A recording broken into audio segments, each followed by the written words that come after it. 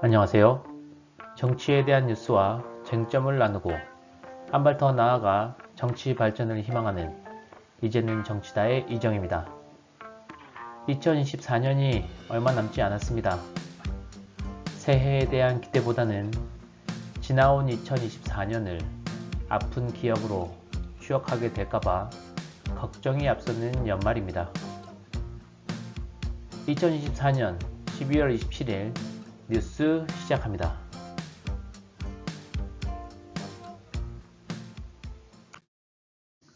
오늘의 주요 뉴스 먼저 말씀드리겠습니다.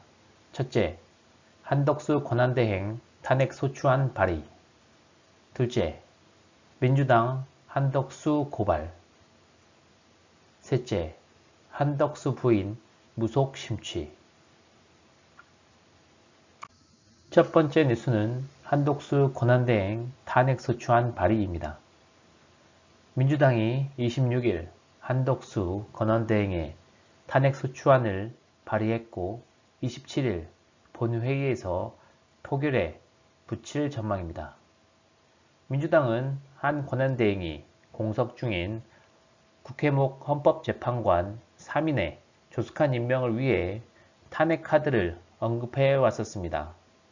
한 권한대행은 26일 정부 서울청사에서 대국민 담화를 열어 여야가 합의해 안을 제출할 때까지 헌법재판관 임명을 보류하겠다는 임명 거부 의사를 밝히면서 민주당이 바로 탄핵안을 발의한 것입니다. 한 권한대행이 말하는 합의에는 몇 가지 생각해 볼 점이 있습니다.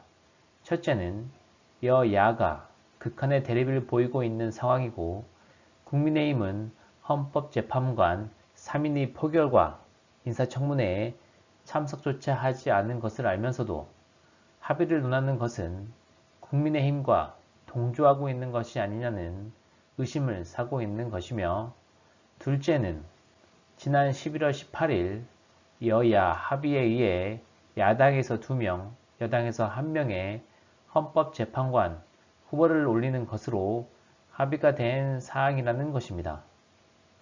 헌법재판소와 대법원에서도 조차 한 권한대행의 헌법재판관 임명에는 문제가 없다는 입장 표명이 있었음에도 임명을 보류한 한 권한대행의 입장에 의심의 눈초리가 쏠리고 있는 상황입니다.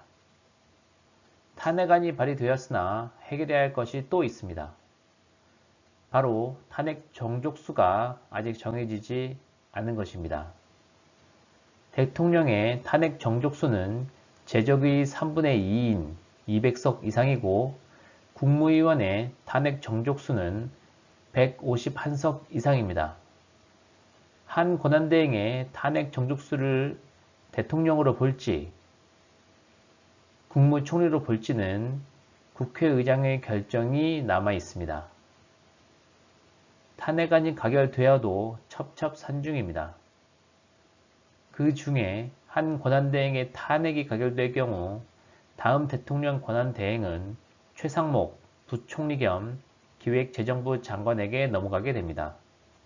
문제는 최 부총리가 권한대행까지 떠안게 될 경우 경제팀 컨트롤 타워 부재라는 최악의 상황을 맞게 된다는 점입니다. 끝없이 오르는 환율, 내수 부진, 트럼프 트레이드 등 산재에 있는 문제조차 해결하는 것이 버거워 보이는데 여기에 대통령 권한대행의 임무까지 맡게 되면 경제 집중도가 떨어질 수밖에 없을 것입니다.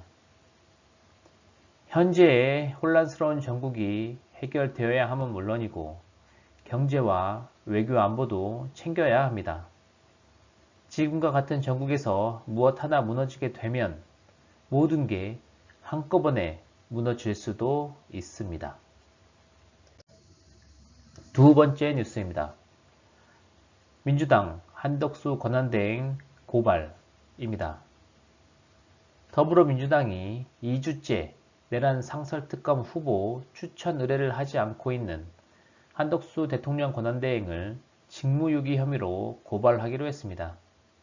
26일 조승래 민주당 수석 대변인은 이날 오후 국회에서 열린 비공개 최고위원회의 후에 기자들과 만나 한 권한대행은 국회가 의결해서 이미 공포 발효된 내란 상설 특검 법안에 대해 2주째 특검 후보 추천 절차를 진행하지 않고 있다며 내일 경찰 국가수사본부에 직무유기로 고발할 예정이라고 했습니다. 앞서 10일 국회는 본회의에서 제적 287명 가운데 찬성 209명으로 내란 상설 특검법을 통과시켰습니다. 특검법 제3조는 특별검사의 수사가 결정된 경우 대통령이 특별검사 후보추천위원회에 지체 없이 2명의 후보자를 추천해달라고 의뢰하도록 규정하고 있지만 한 권한대행은 이 절차를 밟지 않고 있습니다. 야권도 여권도 정부도 국회도 어떠한 결정을 하더라도 본인들의 이권을 챙기는 것이 아닌 국민을 위한 존재임을 당부해야 할 것입니다. 세 번째 뉴스는 조국혁신당 한덕수 부인 무속 심취 의혹 제기입니다. 조국혁신당이 26일 한덕수 대통령 권한대행이 내란특검법, 김건희 여사 특검법 공포와 헌법재판관 임명 동의를 사실상 거부한 데 대해 한 권한대행과 그의 부인이 무속적 믿음에 심취해 있다며 그들의 주술적 믿음이 정책적 결정에 영향을 미치고 있다는 의혹을 제기했습니다. 김보엽 혁신당 수석 대변인은 정치권에서 나오는 한 권한대행 배우자의 무속 심취 논란을 언급하며 한 총리의 배우자 최야영 씨의 무속 사랑은 언론을 통해 알려질 정도로 깊다고 했습니다. 이어 최 씨는 삼청동 총리 공관에 두 번째 입주하면서 큰 나무 두 그루를 베었다고 한다며 내란 숙의 윤석열의 배우자 김건희가 여러 명의 법사와 도사 등에게 묻고 결정했던 방식과 유사하다고 주장했습니다. 이어 한 대행과 친분이 있는 박지원 더불어민주당 의원도 한 대행 배우자가 무속에 심취한 사람으로 김건희 여사와 끈끈한 관계를 유지하고 있다고 주장했다며 일종의 무속 공동체 아니냐고 지적했습니다. 김 수석 대변인은 조국 혁신당은 이런 주장이 사실이 아닌 소문이길 바란다며 한 대행이 윤 대통령과 같은 길을 가지 않길 바란다고 덧붙였습니다.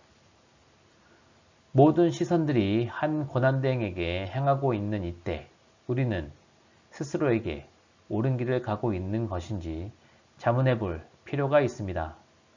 행여라도 우리의 관심이 닿지 않는 곳에서 새로운 무엇인가가 싹트고 있을 수 있기 때문입니다.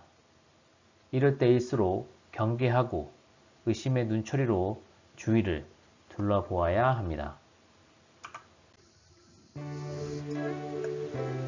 오늘 전해드릴 뉴스는 여기까지입니다.